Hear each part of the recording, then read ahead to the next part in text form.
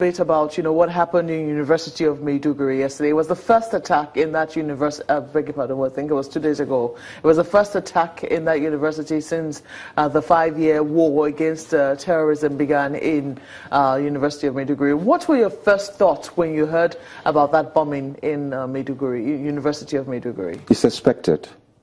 It is? Yeah, I expected that to happen.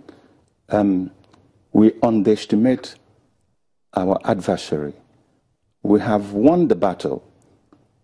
There's no place in Nigeria that Boko Haram can say that they are holding a flag. And it is commendable of our military to make sure that that didn't happen under the present Chief of Army Staff being coordinated through the Defense Headquarters. But the issue of Shaheed, what is a Shaheed? A Shaheed is a suicide bomber. The strategic communication of Boko Haram is way ahead of our national strategic communication system. We are taking this thing for granted. What are we doing in psychological operation? What is our perception management? Mope, this kid is 7 years old. This is the 10th time Boko Haram have used children under 10 years old as Shaheeds, suicide bomber. What are they telling these kids? What is the narrative that drives a kid into believing that with a bomb strapped to him or her, that they are going to paradise? Which means there is a superior narrative being embedded in this child's head. And we need to turn it around. The NSA have had a revised counterterrorism policy. But something missing there remains the perception management, which is the responsibility of the DSS, the DMI, and DIA collectively should have a joint task force on intelligence and perception management so that we can counter the narrative. How do you subject a young girl? First, Boko Haram defiles this young girl and then isolates the young girl for 6 months by telling her that what happened to you can be corrected if you become a Shaheed. And in becoming a Shaheed, 75 members of your family will make Ajana. They will make paradise. And your father and mother, all their sins have been forgiven. This is being embedded in the hearts and mind of a child. It is believable. Now, the professor who saw a kid entering the mosque probably said, oh, what a lovely day, what a young kid, not knowing that that was death coming to him. So we have to be able to redesign our narratives, the radio stations, the television stations, the pamphlets that are in that area needs to be re-energized. And we need to tell the story differently so that we can prevent Boko Haram from recruiting young children, from recruiting. Look, it is a war. You can't win. Nobody has ever won a symmetrical war. At the end of the day, it is negotiation. It happened to Britain and Ireland. But the difference is that the Irish Christians were not suicide bombers. So we need to again sit down and discuss and have simulations. When I was in Israel, let me digress a little bit.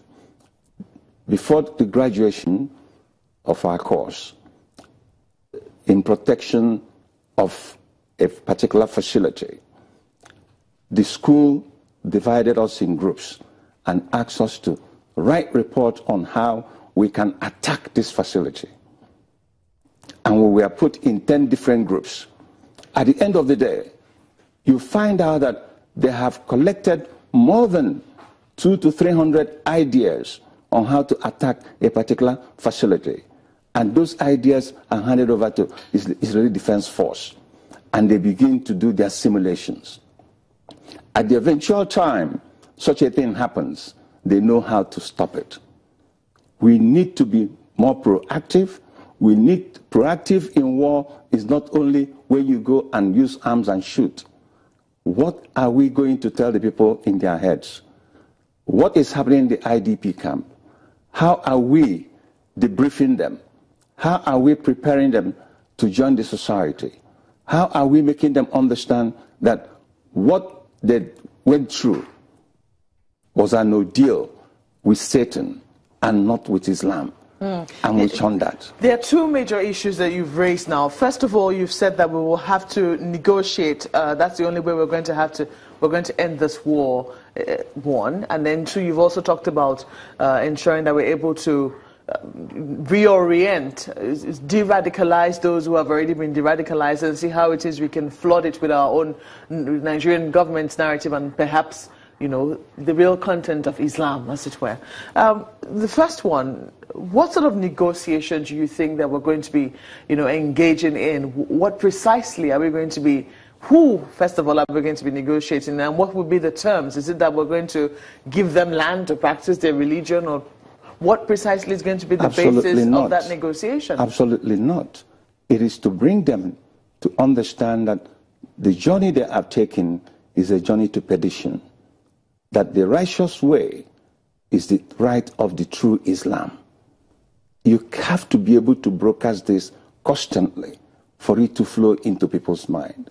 When Boko Haram now finds out that they are not finding the market to recruit people anymore, because many people are beginning to hear and understand that what Boko Haram is about evil and nothing about Islam. You have changed the narrative. You have changed the narrative. Then Boko Haram on its own will begin to melt out. Now, let me also introduce a concept.